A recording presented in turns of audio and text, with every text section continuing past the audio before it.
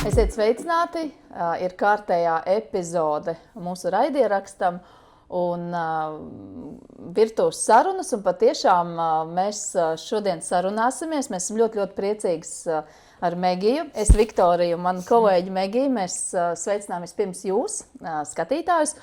Un mēs šodien esam absolūti tādā radošā kompānijā, jo es vienmēr esmu uzsvērusi, ka mēs žurnālisti vispār esam radoši profesija, jo mēs bez radošuma nevaram kādreiz nevienu stāstu uzrakstīt, nevienu cilvēku atrast un viņu pierunāt, kādreiz arī runāt.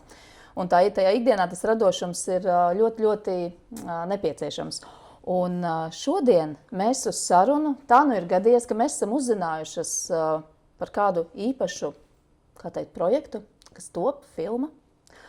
Un vārds filma man vienmēr ir fascinējis, jo man liekas, ka filmu radīt vai vispār domāt par to, ka mēs varam radīt filmu vai ne. Tas ir kaut kas tāds liels un kaut kas tāds neizmērojams. Un tā kā tu, Megija, labi pirms brītiņa teica, ka ir jau tāda, mēs esam tādās mātes dienas noskaņās, ģimenes sajūtās, ģimenes dienas noskaņās, vai ne? Un tāpēc mēs esam aicinājuši divus kungus šodien ar mums virtuves sarunās kopā būt, jo viņi ir savukārt absolūti no šīs izteikti radošās profesijā puses. Un viņi saistīti ar kādu filmu, kura top šobrīd. Lūkas Mairis Marcinkēvičs, man blakus. Es sveicināti visā Latvijā un ārpus tās. Un Andris Feldmanis. Sveicināt, labdien! Labdien, godātie skatītāji! Jā, nu varbūt Labdien. jūs varat pastāstīt mums un citiem par tātad šo filmu. Kā radās šī iecerē, kāds būs nosaukums un kā mums liet vairāk iepazīstināt, pārdodiet filmu. Pat labi man ir filma, protams, sagatavošanas līmenī, sagatavošanas tādā epizodē, kur tiek iztirzāts no visām pusēm, lai nebūtu tikai viena puse, jeb otra puse. Tur ir, protams, iesaistīta arī Rīgas bāriņu tiesa, kas ar savu atkal pienesumu. Šī problēma, protams, nav tikai Latvijā, viņa ir arī ārpus Latvijas, visā pasaulē. Piemēram, ja mēs tā skatāmies, šī problēma šķirtās, ne tikai šķirtās ģimenes, kur ar bērniem ir problēmas, kad nevar vienoties par bērniem, vairākiem bērniem, kas ir, tas ir 1000 tiesas tādas gadā, kas ir oficiāli. Bet vēl ir ļoti, tā ir oficiālā statistika, bet vēl ir, kur vēl, kas to lietu nevirz uz priekšu. Un tas ir bijis atspērienu punkts jūsu idejai. Par filmu. Cik ļoti daudz sanāca tieši ar šķirtām ģimenēm, un arī darbā ir, kur arī bruņotajos spēkos, kur tā problēma parādījās tieši arī jauniešos. Mātes ir izaudzinājuši vienas pašas, un ir tas, man negribās tā teikt, bet ir tāda arī mīkšķaulība, tāds mīkst, kā sauc tautā mīkstais. Un kad beigās izrādās, ka tiešām arī tas tēvs ir pietrūcis, un nav tas tā vīrišķība, jeb tāda noteiktība, jeb tāda precizitāte. Un jūs divi kungi, divi vīri, divi stalti latvieši esat tātad mazliet jau Lūkas Mairis iezīmē šo tā kā problēmu. Un kāds tad bija tas lēciens no tās problēmas apzināšanās uz to domu par nevis stāstu, varbūt par interviju, gan jau, ka mēs ar Megiju varētu par šo tēmu, mēs esam rakstījuši par ģimeņu tēmām, par sociālām tēmām, par bērniem, par vecākiem, par attiecībām, daudz materiāls, bet jums ir kaut kāda lielāka vīzija bijusi. Filma. Filma ir vizuāla, kad tas viss tiek vizualizēts, nevis rakstiski, bet vizualizēts. Un tas arī paliek daudz vairāk zemapziņā. Tur nav tikai vīri to gatavo. Labi, tas sākās no mums. Tiek veidots tas sižets, scenārijs, sagatavots. Tātad tā būs tā kā dokumentāla filma vai? Tā ir dokumentāla filma uz patiesiem notikumiem. Jā. Un tur būs vairākas ģimenes? Tagad tiek iztirzāts, kā tā filma varētu veidoties. Jā. Tur ir vairākas versijas, kā viņi varētu. Un beigās ir tas, kad ir šīs, kā teikt, kāds 2, 3, kas ir nodzīvojuši 60, 70, vairāk kā 70 gadus kopā ar vienu un to pašu cilvēku, kur arī bijuši tāpat visādi. No pirmā vārda ir paiet 75, un jums ir šī ģimene, šis laulātais pāris, kas ir gatavs ar jums runāt un filmēties. Jā, tieši tā. Tuvu 90 gadiem pāriem. Tur pārpa 90. Varene. Man ir pierakstīts uz lapiņas, Megija arī zina filmas nosaukumu. Un viņš ir tik interesants. Es pirmajā mirklī tā izlasu to jautājumu, un es saprotu, es zinu atbildi par sevi, ja? Kur ir mana ģimene? Bet jūs, Andra, teicāt tādu foršu uzsvaru, kad kā ir pareizi kā jāizrunā, kā jūs gribētu to, lai viņas izskan tas nosaukums? Nu, tā būtu uzsvars noteikti ir uz vārdu ģimene. Kur ir mana ģimene? Un pirmais, kur ir mana ģimene? Es atbildi zinu. Es droši vien mikrofonā, saķēru mikrofonu. Bet tiešām tas jautājums ir tāds, uz kuriem kādiem var nebūt atbildes. Nu, es domāju, ka pirmais jautājums varbūt nav gluži, kur ir mana ģimene, bet kur ir mans tētis, kur ir mana mamma. Uz bērndārzu citiem bērniem nāk sagaidīt tēti, mammas, un viens no šiem cilvēkiem nav. Tad viens izpild šo funkciju ikdienā. Un tam bērnam ir jautājums, kur ir mans tētis. Tas ir visbiežāk, protams, sastopams.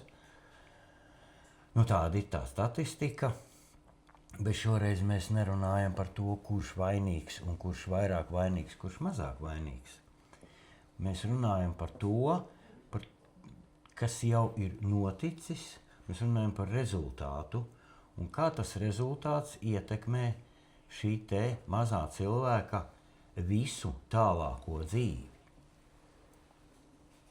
Nu, viņš ar šo jautājumu tikko sāk runāt un saprast, viņš viņu uzdod, viņš ar viņu izaug, viņš sasniedz pilngadību. Ir gadījumi, protams, ka vecāki piekrīt, ka bērns var tikties ar vienu vai otru vecāku atkarībā no tā, pie kura no vecākiem šis bērns dzīvo. Bet šī vecāka nav ikdiena mājās. Un tā nav tā, teiksim, rīta fiskultūra vai rīta izskriešana, makšķerēšana, brauciena ar laivām.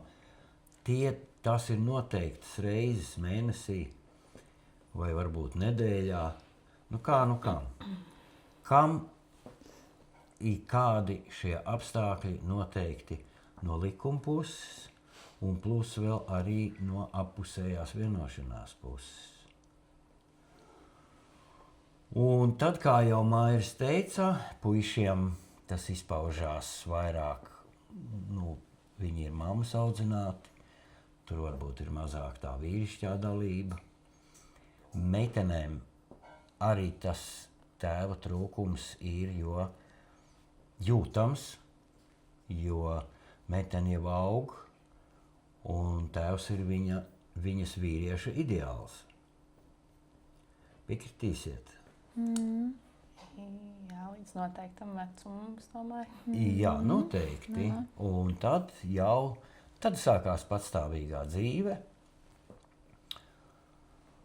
Bet šis jautājums jau nepazūd. Ja arī es zinu faktus, kur vecāki ir izšķīrušies, bet attiecības ir draudzīgas. Un es pat ar vienu jaunieti runāju, viņš teica, jā, es gāju skolā, kādā laikam 3. 4. klasē, un vecāki nolēma nedzīvot kopā, un tad viņš pēkšņi iedomājies, man tagad būs 2 mājas. Es iešu pie tētes, iešu pie mammas. Bet tas tāds, ja varētu to teikt, izklausās nedaudz smieklīgi, ja tas nebūtu tik bēdīgi un ja tas nebūtu tik sāpīgi. Mēs ar Megiju tieši braucām šodien mašīnā šurp uz studiju un tieši pieskārāmies šai tēmai par to, ka cik tas ir interesanti patiesībā, ka spēj divi pieauguši cilvēki saglabāt labas attiecības. Jā. Man vecāki šķīrās, ka es biju maza, cik man bija 7 gadi. Un viņi tiešām, es vienmēr priecājos par to, ka viņi spēja manās dzimšanas dienās būt kopā un ka viņi spēja būt ļoti draudzīgi, uzturēt draudzīgas attiecības, bet ko es gribēju piebilst, saka, ka ir ja laimīgi vecāki, laimīgi bērni, vai ne? Un tad kā tad ir labāk jūsuprāt? Vai palikt kopā, strīdoties, saprotot, ka mēs vairs nevaram sadzīvot. Bet bērna dēļ. Jā, bērna dēļ. Tad daudzi saka, bet mēs turamies bērna dēļ. Bet kā bērnam ir labāk? Jā, redzēt, ka tie vecāki ir vienkārši nevar viens otru izturēt, vai tomēr, ka viņi izšķirās un tomēr satiek? Tāda virspusēja atbilde šeit droši vien, ka nebūs. Tā atbilde slēpjās dziļākās saknēs, Jā. jo zaudētājs vienmēr ir tas, kurš pirmais paceļ balsi, un zaudētājs ir vēl lielāks zaudētājs vienmēr ir tas, kurš nedod Dievs paceļ roku. Jā. Un līdz ar to tas cilvēks jau ir nokāpis par pakāpienu zemāk. Un tai brīdī, kad viņš paceļ balsi vai paceļ roku, viņš tai brīdī zaudē pašcieņu. Viņam jau tā neliekās. Tas nav svarīgi, liekas vai neliekās. Bet, ja tu vari cienīt un mīlēt sevi, tu vari cienīt un mīlēt arī otru cilvēku. Par to arī būs filmā, ja? Arī par to būs filmā. Tā ir tā daļa no ideālās pasaules, ne? Bet ziniet, kā tas ir? Tā nav ideālā pasaule. Ir, teiksim, ja cilvēks sevi ciena, viņš daudz ko neatļaujas darīt. Ja cilvēks sevi ciena, jo viņš sevi ciena mazāk, jo viņš vairāk var atļauties pret otru vai pret vispār cilvēkiem izturēties slikti, teiksim tā. Izdarīt otram to, ko viņš pats negribētu, lai pret viņu dara. Ja, es jau te pieskaros, nedaru otram to, ko tu negribi, lai dara pret tevi. Ja, cauri jau tas garīgums jau ir visai dzīvei, tomēr iet cauri. Ja, un nav svarīgi, kā to Dievu sauc vai viņu nosauc, bet gars paliek gars. Un cilvēks jau tomēr ir garīga būtne.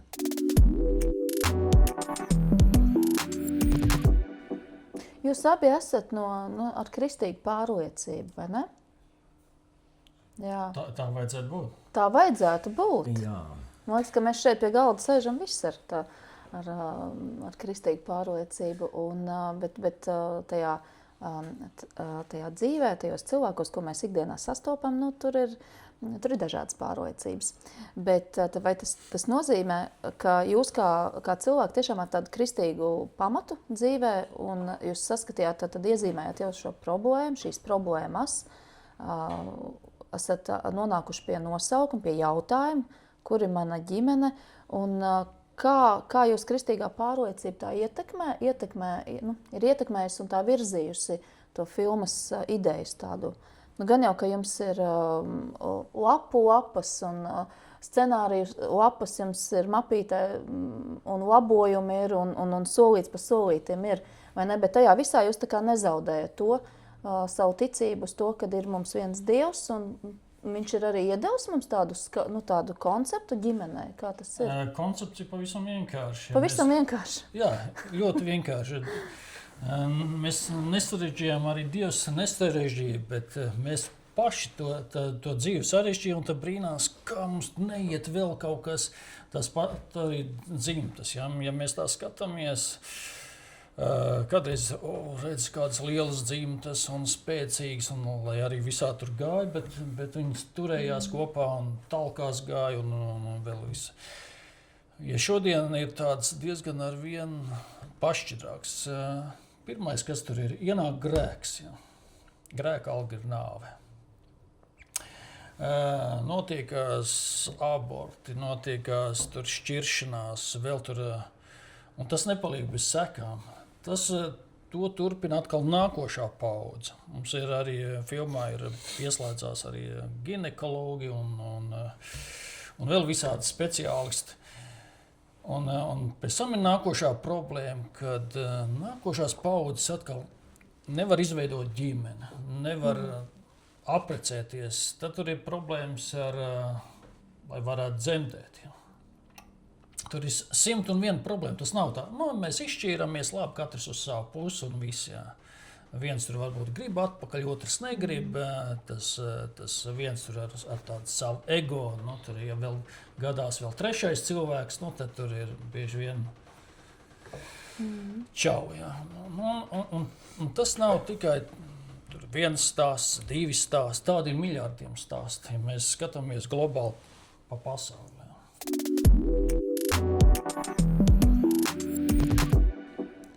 Uztaisam lokāli, mēs esam tagad mūsu pasauli Latvija. Ja?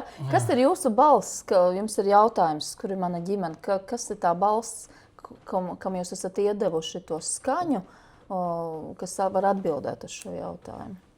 Tik, cik jūs drīkstat atklāt, jo es saprotu, ka filma ir, vai ne, tādā procesā, bet tik, cik jūs varat mums atklāt, kas ir jūsu balss filmā? Filma visu laiku attīstās. Tas nav tā, ka ir gatavs scenārijs, ir līdz filmas nobeigam, līdz filmas pirmizrādē. Ja? Un ir tīpaši dokumentāla filma. Bieži vien tev vadlīnija ir jābūt, bet tu nekad nezini, kā viss tas tālāk atkal virzīsies. Tāpēc tā tieši pateikt, mēs zinām par ko ir. Bet jūs ģimenes, jums ir ģimenēm, jā, jūs? Nu jā. Man šķita ļoti interesanti tas, ko jūs teicāt par to, ka pāriet no paudzes paudzē, ka atkārto kaut kādas tās kļūdas, varētu pat teikt. Algoritmus, tad vai gadījumā nav tā, ka tas ir viss atkarīgs no mūsu ģimenes, kā mēs esam audzināti, ko mēs esam redzējuši, kā piemēram, tas jau laikam ar to ir ļoti vienkārši, saistīts, vai ne? Ja mēs paskatāmies dzimtu, jeb vecvecākus, jeb kā viņi tālāk pielaiž bērni kļūdas, tālāk atkal mazbērni, tad mazbērni un tā ar katru paudzi ar vien švakāk ir. Ja? Tas jau nekas jauns nav. Ja? Tas ir jau. Bet tik ļoti negribētos, vai ne? Īpaši jaunajiem, ja viņi tāpēc jūs dzird. Tā problēma jau jārisina mums pašiem jau šodien, tagad. Nevis, mēs te zinies tā. Jo citādāk, ja mums skatās kādu 20-gadīgs vai 25-gadīgs raidieraksts skatītājs, viņš dzird un viņam liekas, ir vispār bēdīgi.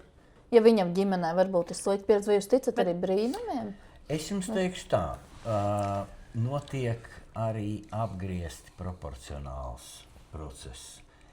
Ja cilvēkam ar ģimeni, kurā viņš ir nācis pasaulē, es atļaušos izteikties, nav paveicies, vecāki nav spējuši noturēties kopā, viņam var rasties pastiprināta vēlme savu ģimeni būvēt stipru, mīlošu, labu, un tas, ko pat Mairis pieminēja, ego.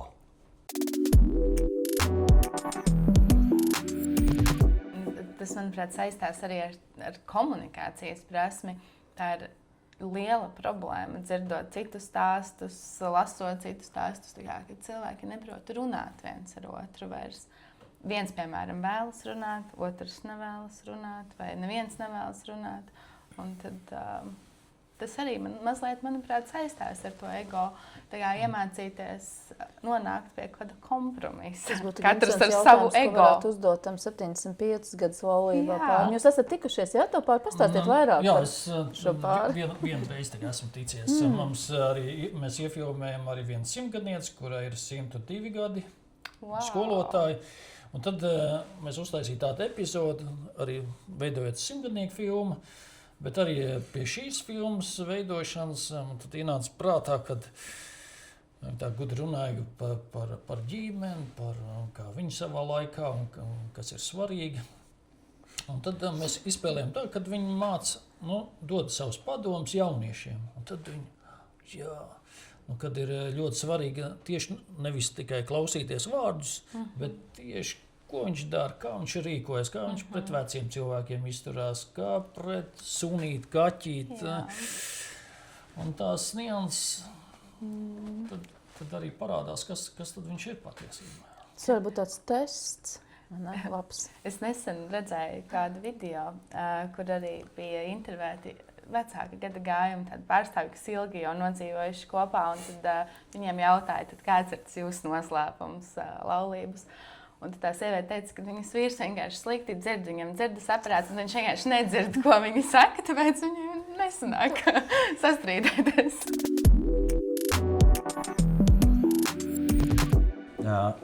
Diriģente Ilze Dūmiņa teica pirms jau 8 gadiem, kad notika pirmā šī akcija, viņa teica, dziedāšana ir latviešu lūkšana. Tāpēc Tā tāda dziediet dziesma korī. par dzīvi un dziedam korī un Jā. Pēc 2 gadiem runājam būs dziesmu virtuvēs, svētki. dziedam virtuvēs. Jā.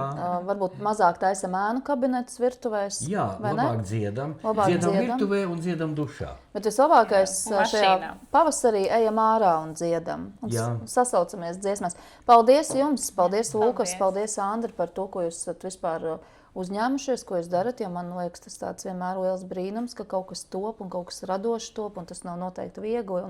Un tad, kad būs, tad iespējams mēs atkal varam satikties šeit pie kādas tējas glāzes, un jūs varēsiet aicināt uz pirmizrādi. Varbūt kādas no varoņiem var arī uzaicināt. Un kādas no varoņiem varbūt var Jā. uzaicināt. Jā. Paldies, un lai jums izdodas izgaismot šo jautājumu, ko jūs Jā. esat pacēluši. Paldies! Mēs ar Megiju arī Paldies. sakām paldies. Paldies tev, Paldies. Megija. Paldies, skatītāji! Paldies.